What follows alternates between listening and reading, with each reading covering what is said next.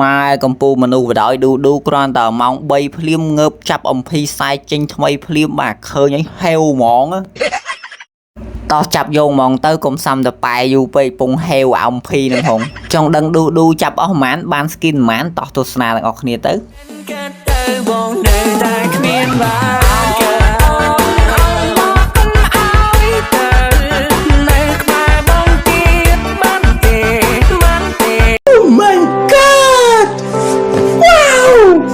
អីយ៉ាចាំមិនតាន់អស់ប្រហែល speed ផងបានអំភីខ្សែអាពោខេវនេះមួយបាត់ទៅហើយហ្នឹងប៉ុន្តែគោដៅឌូចង់បានអាពោមេអញ្ចឹងបន្តចាប់ទៀតកុំឲ្យយប់យន្តសបិនយូរចាប់តទៀតតែម្ដងទៅ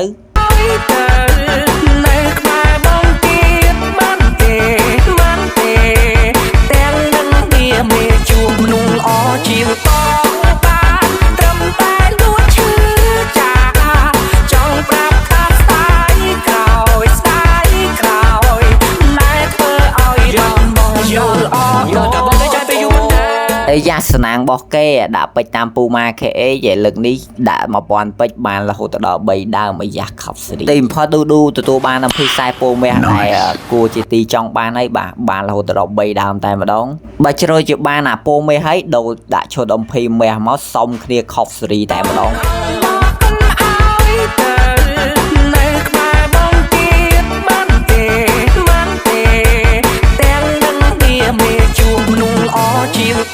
វីដេអូឌូមានតែប៉ុណ្្នឹងឯងបាទអរគុណដល់បងដែលទស្សនាវីដេអូដ៏អបប្រយោជន៍នេះដល់ចប់